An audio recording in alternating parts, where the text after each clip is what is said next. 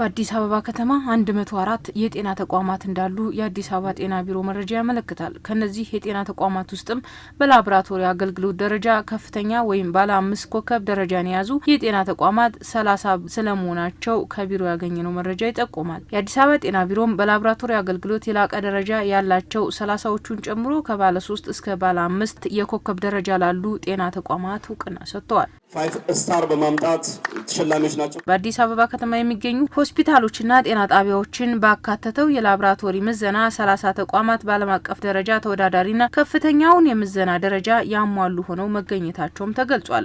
ኤክስተርናል የምንላቸው ከቢሮ ውጭ የሆኑ ገለልተኛ የሆኑ በላቦራቶሪ ላይ ብዙ ስራ የሚሰሩ ተቋማቶች ክትትል አድርገውበት ምዘና አድርገውበት በዚያ መሰረት የወጣ ውጤት ነው። 30ዎቹ ከጥራት አንጻር ወደ ወይም ስልምታ በምንለው ምዘና 30ዎቹ 5 ስታር አሉ።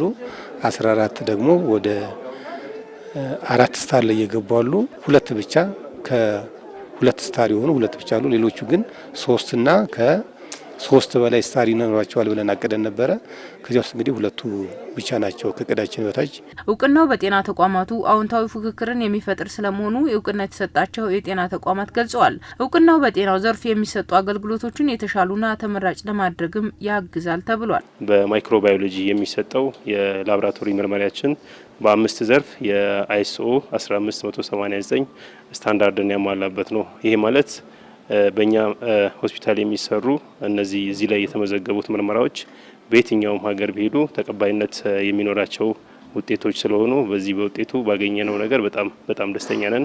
የተሻለ ሆነን ለመገኘት ሌላም ተጨማሪም አክሬዲት ለመሆን በሌሎች ቴስቶች ባሉት ቴስቶች ማለት ነው ካሉት ቴስቶች አሁን በእኛ ለምሳሌ 60 ቴስቶች እንሰራለን።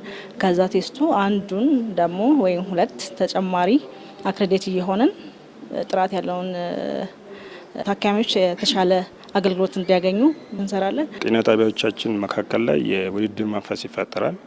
በዛው ልክ ደግሞ በተለይ ላቦራቶሪ ዘርፍ ላይ ያሉ ባለሙያዎችንም ዲፓርትመንት ሄዶችም ጭምር በፉክክር መንፈስ ነው ይሄ ሽልማት ይዞ የሚሰሩትና ለቀጣይ ደግሞ ኤኒ ጉለቶች ላይ ቀጣይ የተሻለ ስራ ለመስራት ስለሚያስፈልግ እነሱም ደግሞ ያበረታታል ብዬ አስባለሁ። ጎን ለጎን ደግሞ ለህብረተሰባችንም ጭምር አገልግሎት አሰጣጡ ላይ የተሻለ የመሻሻል ሁኔታዎች ይኖራል ብዬ አስባለሁ። የጤና ስራ ሌት ከቀን መስራት የሚጠይቅ ሰው ላይ የሚሰራ ሰብአዊነትም ያለበት ስለመሆኑ አንስተው ለቀጣይ ስራ የበለጠ ትጋትና ተነሳሽነት ለመስራት የሚገፋፋ ነውም ሲሉ አንስተዋል። የተሰጠን የአናውንስመንት እኛን ተጨማሪ አክሬዲት እንድናረግ አበረታቶናል፣ ደግፎናል። በተቻለ አቅም አብዛኛውን ቢቻል ደግሞ ሁሉንም የምንሰጣቸውን ላቦራቶሪ ምርመራዎች ኢንተርናሽናል ስታንዳርዳቸውን የጠበቁ በማድረግ እንዲሁም ደግሞ ያን ደግሞ አፕሩቭ የሚደረግበት ሬጂስተር በማስደረግ በአይኤስኦ ሁሉንም በዚህ ዘርፍ በማስመዝገብ ለመስራት ነው ያቀድነው። ዲፕሊ ሙሉ በሙሉ የአንድ አመት ስራ ነው። የአንድ አመት ስራ ሆኖ በጣም ዲፕሊ ላቦራቶሪ ዘርፍ ላይ ጤና ጣቢያዎቻችን የተፈተሹበት አግባብ ነው ማለት ይቻላል። በዚህ ነው እውቅናው ያገኘነው ዛሬ ማለት ነው። አዲስ አበባ ከተማ ለጤናው ዘርፍ በተሰጠው ትኩረት ከጊዜ ወደ ጊዜ ወደ መንግስት የጤና ተቋማት የሚመጡ ተገልጋዮች ቁጥር ስለመጨመሩም ተመላክቷል።